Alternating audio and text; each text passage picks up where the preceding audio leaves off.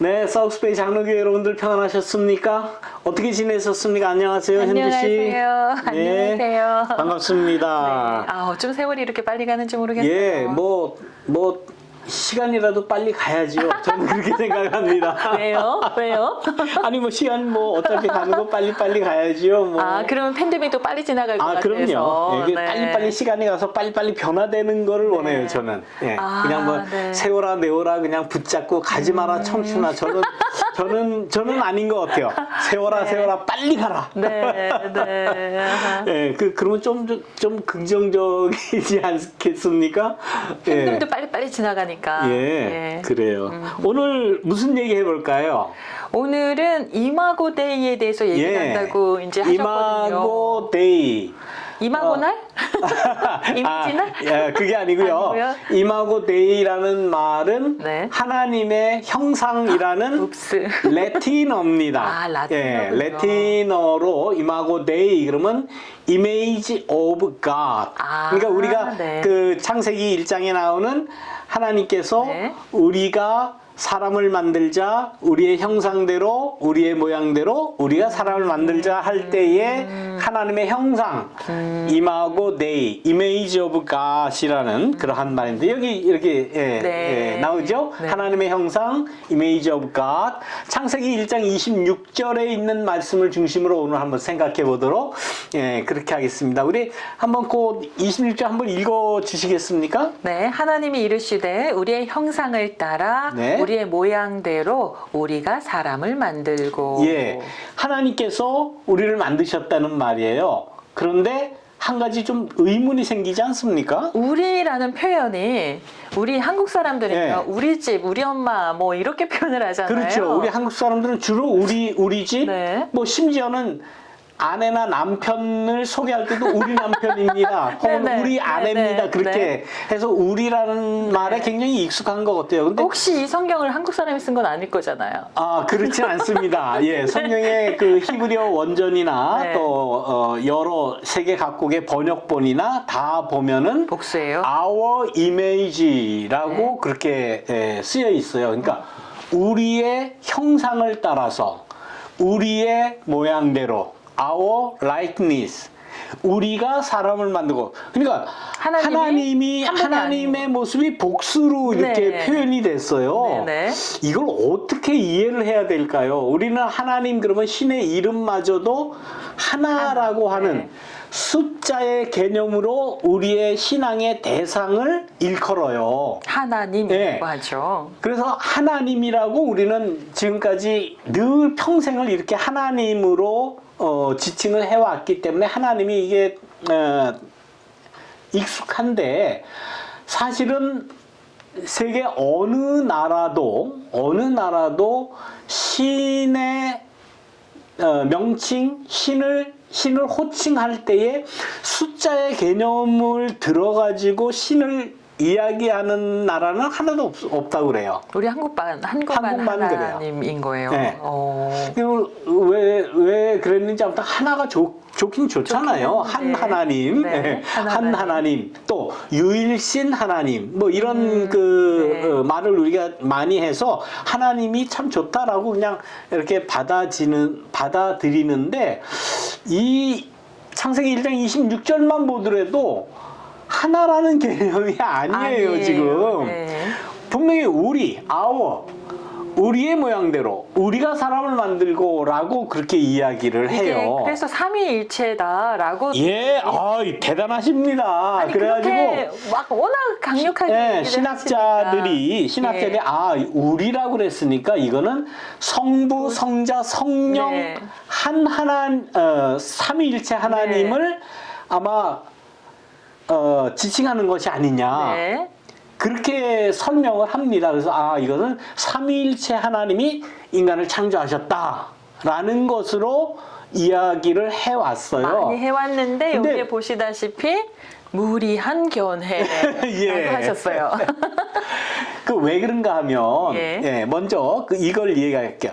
삼위일체가 암시적으로 계시된 것이다라고 하는 거는 조금 무리한 그 추론이에요. 왜 그런가 왜요? 하면 삼위일체라는 그러한 개념 혹은 그러한 그 교리 네. 이게 언제 생겨났게요? 언제 생겨났대요? 여기 써 있습니다. 네. 자, 맨 밑에 삼위일체 교리는 AD 325년. 네. AD 그러면 주후입니다. 네. 주후 325년 콘스탄티누스 황제 때에 소집된 아주 기독교 역사 가운데 거의 제일 중요하다고 할 수 있는 니케아 종교회의. 네. 니케아 종교회의에서 결정된 교리예요. 자, 그러니까 325년에 삼위일체 교리가 생겨난 거예요. 창세기 1장이 씌워질 당시에 삼위일체라는 단어는 없었지만 네. 그런 개념이 확실히 자리 잡지는 않았지만 그 의미를 담고 있는데 그 의미를 니케아 종교회의에서 삼위일체라는 단어로 예. 개념을 만들었다 이렇게 해석할 수도 있지 않나요? 물론 니케아 종교회의 때는 삼위 성부 성자 성령 하나님이 한 분이시다라는 그 삼위일체 교리를 만들어냈지만은 네. 창세기 1장이 쓰여질 당시 그 당시에는 예수님도 아직 없으셨고 아, 그렇구나. 성령님도 아직 오시지 않았고 아, 그렇구나.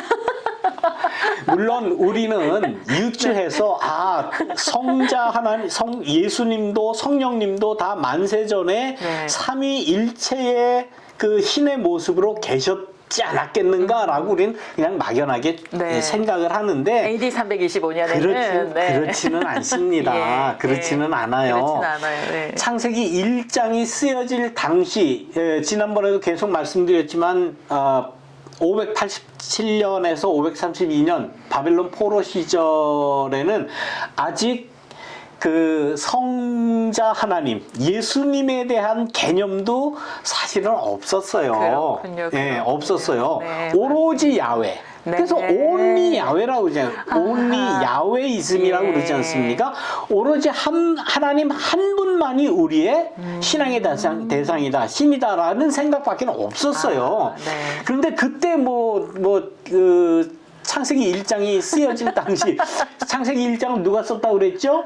사제들이 쓴 글이에요. 네. 그 사제들의 그 영성 안에도 사실 성자 하나님 예수님 혹은 성령님에 대한 개념이 없었다는 것은 거의 분명합니다. 이해가 되네요. 네, 네. 그래서 결론적으로 우리의 형상을 따라 우리의 모양대로 우리가 사람을 만들자 하는 그 말은 복수. 하나님을 복수형으로 표현한 것은 네.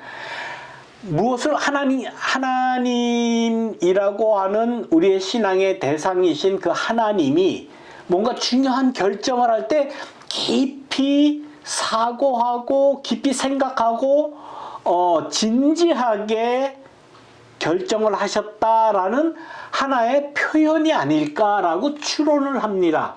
왜 그런가 하면 욥기서 1장 6절 보면은 이런 말씀이 나와요. 한번 읽어 주시겠어요? 하루는 하늘의 영들이 야훼 앞에 모여왔다. 영들이 네. 야훼 앞에 모여왔다. 그러니까 뭔가 중요한 결정을 할 때에 하나님과 하늘의 영들이 함께 모였다라는 그러한 표현이 있어요. 그리고 2장 1절에 또 있습니다. 또다시 하늘의 영들이 야훼 앞에 모이는 날이 왔다. 여기서도 좀 네. 반복해서 뭔가 하나님께서 중요한 결정을 하실 때에 하나님 홀로 계시지 않고 하늘의 영들이 다 이렇게 함께 모여왔다.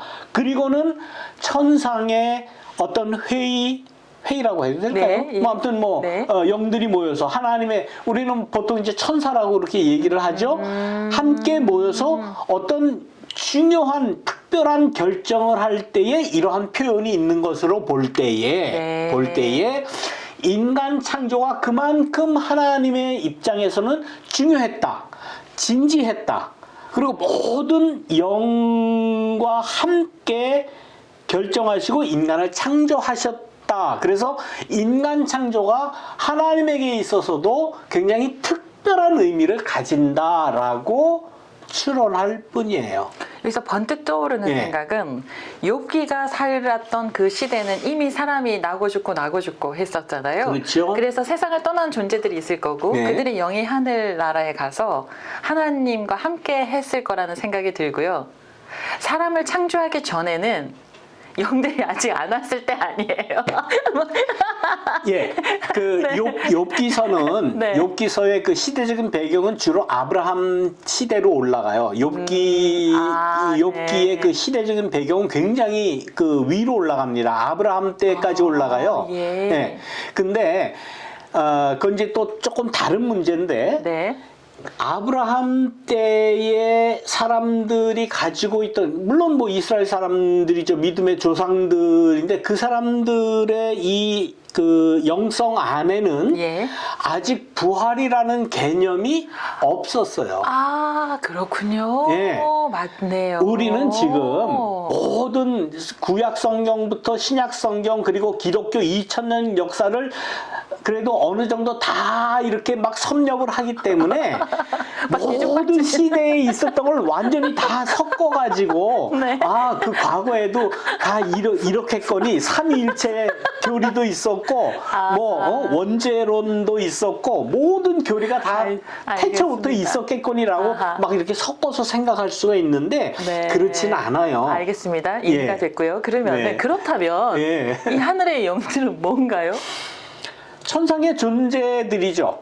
그러니까 하나님의 그 사역하심, 하나님의 활동하시는 그것을 도와서 하나님의 뜻을 인간에게 전하기도 하고 인간에게 나타내기도 하는 어떤 영적인 존재. 천사, 우리 천사죠. 말로 쉽게. 우리 쉽게 얘기하면 천사들. 아하. 그런 존재들이라고 아하. 생각할 수밖에 없죠. 네, 그러면 예. 하나님께서 사람을 창조하실 때 천사들과 좀 의논도 하고 좀 그러셨나 보네요. 네, 그렇게 추론할 수밖에 추론을 없는 그렇게 거예요. 한다. 네, 네, 네. 그렇게밖에는 예. 추론하고 그 이상의 명확하게 이것은 이것이다 저것이다 알 수가 없죠. 알 모릅니다. 수가 모르죠. 네, 저도 몰라요. 네. 근데 어느 신학에서도 이야기하지 않아요. 네, 네. 그래서 그래서. 이러한 욥기서에 나오는 뭐 다른 데도 뭐 있습니다만은 이제 우리가 제일 알기 쉬운 그러한 그 성경의 예를 들어서 이렇게 욥기서의 이러한 그 모습 그 천상의 그러니까 하나님의 모습을 이야기하는 것으로 봐서 아무튼 하나님께서 진지하게 만드셨다. 예? 아주 중요하게 네. 아주 그 결정을 해서 어허. 뜻을 모아서 네. 만들었다라고 그렇게 볼 수가 있는 거예요. 예. 이렇게 하나님께서는 만드셨는데 그 옛날 당시 고대 메소포타미아 문명에도 창조 신화가 있었어요. 그렇죠. 네. 예, 그래서 그러니까 이 이스라엘 사람들이 그 바벨론 포로로 잡혀가지 않습니까? 그 포로로 끌려갔어요. 근데 자기네 성전 다 놔두고 뭐 모든 거 다 놓고 포로로 갔다고 하는 거는 그 포로로 잡혀간 그 나라의 이데올로기를 받아들일 수밖에 없어요. 그렇죠. 예, 네. 그 바벨론의 창조 이야기를 들었어요. 그렇겠죠. 이스라엘 사람, 예. 포로로 잡혀간 이스라엘 사람들이 들어보니 우리가 하나님이 우리를 창조하셨다라고 하는 그 창조 신앙하고 너무 달라. 아하. 그러니까 네. 그 당시에 이 사제들이나 제사장들이나 율법사나 뭐 이런 그 율법을 하나님의 말씀을 잘 알고 있던 어른들은 뭐 모르겠으나 바벨론 포로로 잡혀가서 태어난 애들, 거기서 교육받았던 애들의 이 생각 속에는 바벨론의 창조 신화만 들어갔을 거라고요. 그러면 바빌론의 창조 설화는 어떤 내용인 거예요? 이 메소포타미아 창조 설화 가운데 이제 크게 두 가지가 있습니다. 하나는 에누마 엘리시. 지난번에도 아마 말씀드렸을 거예요. 에누마 엘리시라고 하는 창조 서사시가 있는데 예. 그 창조 서사시의 그 돌판에 기록된 모양이 이런 모양입니다.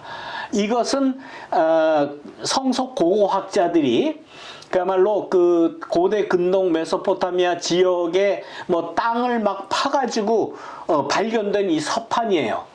여기 그 소위 말하면 이제 쐐기 문자라고 이제 그렇게 이야기하는데 우리가 볼 때는 뭐 뭔가는 그린 것 같은데 무슨 내용인지 하나도 모르지 않습니까? 저는 이 시대 때 기록을 남겼다는 게 좀 경이로워요. 그렇죠. 네. 그때도 아마 고도로 발달된 그러한 문학적인 그러한 문학 작품이었겠죠. 네, 문자를 가지고. 네, 현대의 고고학자들이 이 서판을 보고 이거 뭐 이렇게 다 훼손된 것 부분도 있고 그런데도 이 이야기를 읽어냈어요. 그래서 자, 이야기가 이야기를 써냈습니다. 예.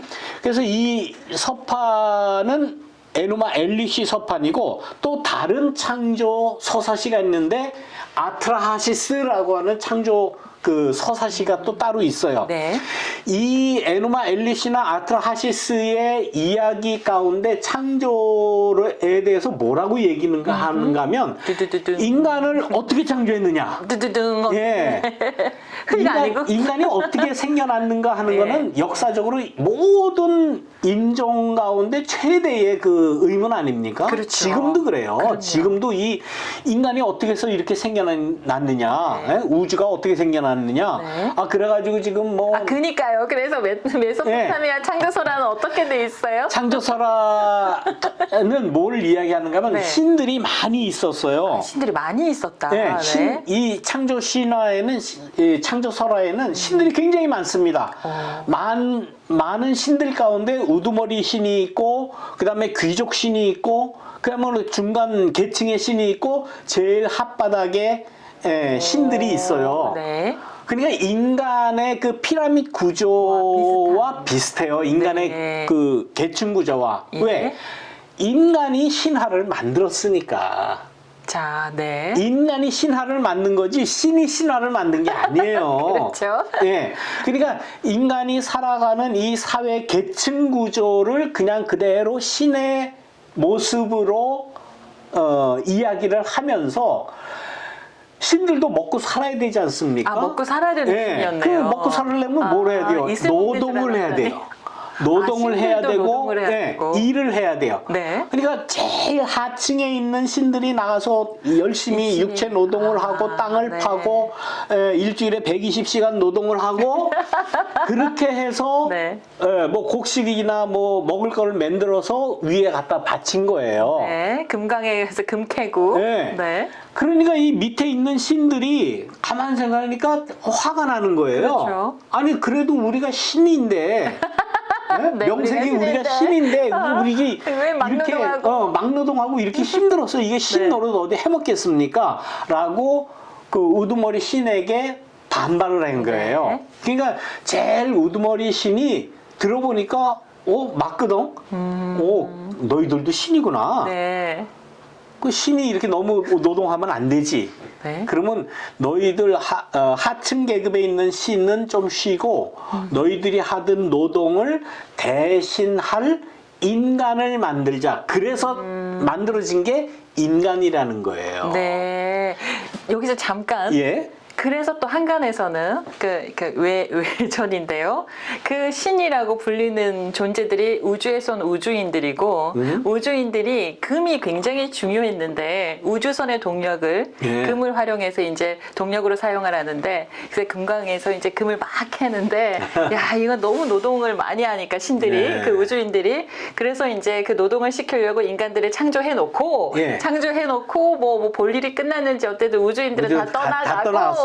예. 그 사람들이 번석을 이게- 해서 예. 그런 말들이 있어요. 갑자기 이제 SF를 지금 흐르고 있는데 네, 이 얘기를 들으니까 그 예. 생각이 나네요. 아직 우주에 생명체가 있느냐, 우리 인간 같은 존재가 있느냐 하는 건 아직 퀘션 마크죠. 네. 퀘션. 네. 자, 우리- 아무튼 아무튼 이제 얘기했습니다. 그런 네. 얘기가 있는데 네. 이 메소포타미아 바벨론의 창조 신화에는 인간 창조의 목적이 노동을 시키기 위해서 인간을 네. 창조했다는 거예요. 네. 그런 신화를 만들어 놓고 그런 신화를 이건 단지 신화가 아니라 바벨론의 이데올로기예요. 네. 이데올로기라고 하는 것은 바벨론의 그 지배 구조 그것을 견고하게 하기 위한 하나의 이념적인 교본이죠. 그렇군요. 바벨론 창조 신화, 메소포타미아 창조 신화는 이데올로기입니다. 그래서 인간들에게 뭘 주입하는가 하면 예. 인간 너희들아 포로로 잡혀온 이스라엘 이 포로민들아 너희는 팔자가 노동하게 태어난 팔자야 라는 거를 주입하는 거예요. 네. 그러니까 인간들이 막 그 노동에 그것도 강제 노동에 시달리고 힘들게 노동할 수밖에 없는 그러한 것을 이념적으로 이데올로기로 주입시켜가지고 너네는 원래 팔자가 그래. 너네 원래 신이 그렇게 만들었어. 너는 노동을 해야만 살아. 하루 일주일에 120시간 노동해. 라고 주입을 하는 거예요. 이러한 이 바벨론 메소포타미아의 그 이데올로기 창조 설화를 포로로 잡혀가니까 주입해서 받아들은 거예요. 네, 네. 어른들은 이 하나님의 율법을 잘 아는 제사장이나 뭐 율법사나 이런 사람들은 들어보니까 이거 큰일 나겠거든요. 아이들이 그걸 예, 따르게 애들이 되면 이거 바벨론 창조 신앙만 믿다가는 이거 여호와 신앙을 다 잊어버리겠다. 뿐만 아니라 나는 그냥 노동하는 노예일 뿐이야라고 그냥 끝나 자기 자아에 자기를 그냥 생각이 아주 없어지는 거죠. 자학하고 네, 그냥 네. 비하하고 네. 말 정도로 그게 인간성이 파괴가 되는 거죠. 그렇겠죠. 이래서는 안 되겠다. 그래가지고 그래서 창세기 1장에 있는 창조 이 말씀을 써 내려간 거예요. 그때에. 네. 웃기는 소리 하지 마라. 인간이 어디 노동하려고 태어났느냐? 인간은 자유하기 위해서 태어났다. 하나님이 정말 아까 말씀드린 대로 심려를 기울여서 중요한 결정으로 천상의 모든 뜻을 모아서 우리를 창조했다라고 하는 그러한 창세기 1장의 인간 창조 이야기를 다시 써내려간 거예요. 네. 이것이 하나님의 뜻이다라고. 지금 비교해 봅시다. 지금 현대 사회에 고대 바벨론, 메소포타미아 창조 설화를 믿는 사람들이 있습니까? 없죠. 없죠. 이건 그냥 옛날에 있었던 그러한 고대의 그러한 고고학으로는 가치가 존재할지언정 네. 이거 믿는 사람 없어요. 지금 메소포타미아 사람들도 이거 안 믿습니다. 결국은 여호와 신앙이 승리했다라고 볼 수밖에 없는 거예요. 네. 그런데 이 바벨론 메소포타미아 창조 설화에는 노동하는 인간, 노동은 천한 거야. 그리고 너희들은 노동을 해야만 살아. 팔자인지 알아. 그렇게 태어났으니까 노동을 해. 라고 하면서 다른 민족을 불러다가 이 제국주의자들이 네. 일제 강점기에 한국 조선인들을 불러다가 강제 노역시키고 이렇게 신체를 훼손하고 이거 지금 뒤에 이 일부러 보인 거 아닙니까? 이렇게 신체가 훼손된 이런 모양이 이렇게 막 보이지 않습니까? 먹지 못해서 깡마르고 네. 강제로 노동시키고 임금도 주지 않고 이게 분명한 이러한 역사적인 사실이 있는데 아직까지도 반성하지 않고 이 사실을 인정하지도 않고 배상도 안 하고 과거의 역사에 자기의 잘못을 배상하지 않고 인정하지 않고 그 역사는 그 이데올로기는 망합니다. 그럼요. 바벨론의 창조설화 누가 믿어요? 일본이 이야기하는 이 강제 노역시킨 이것을 인정하지 않는 일본 망합니다. 역사는 말을 하고 있죠. 예, 역사는 네. 말을 하고 있죠. 네. 인간은 노동하려고 태어난 거 아니에요. 물론 노동을 해야 우리가 함께 식탁을 꾸려나가죠. 그럼요. 먹고 네. 살 수는 있지만은 예. 그러나 그것이 강조되면 안 된다라는 그리고 거예요. 강요돼서도 안 강요되어서는 안 된다는 네, 거죠. 맞습니다. 이건 지금 강요하는 것 아닙니까? 그렇죠. 예, 누가 뭐 힘들게 일하고 싶은 사람이 어디 있어요? 네. 다 행복하게 살기를 원하지. 그런데 이러한 강요된 노동, 강제된 노동을 정당화시키는 이데올로기를 바벨론 창조 신앙은 가지고 있었는데 거기에 반해서 여호와 신앙은 사제들의 이 제사장들의 신앙 가운데는 아니다. 우리는 하나님께서 하나님의 모습대로 하나님 같이 하나님의 뜻대로 하나님의 형상을 입고 우리가 창조되었다라는 신앙을 가지고 있는데 그 유명한 여러분들 보시는 이 천지창조. 네. 천지창조라고 하는 미켈란젤로 유명한 르네상스 화가지요. 이게 시스타나라고 하는 그 바티칸에 가보면 성 베드로 성당, 큰 성당 말고 그 옆에 시스타나라는 쬐끄만 성당이 있는데 그 천장에 그려 있는 그 천장화예요.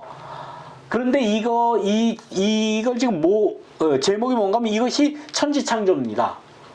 이쪽에 있는 분이 이거 뭐 허연 수염의 할아버지 같이 생겼는데 뭐 하나님 어떻게 생겼는지 모르니까 아무튼 그 나름대로의 예술가적 상상력을 펼쳐가지고 미켈란젤로가 그린 거예요. 유선님 4분 남았습니다. 하나님의 모습이고 네. 이쪽에 있는 그 아름다운 청년이 아담이에요. 네. 근데 하나님이 뭐 흙으로 빚었다 혹은 뭐 그 내가 빚었으니까 조금 그 열등한 존재 이런 모습이 아니에요. 거의 보면 거의 동등해요. 오히려 하나님보다 조금 더 커요, 몸집이. 그래요? 예. 네. 뭐 젊은 젊어서 자도 근육이 그런가요? 좋습니다.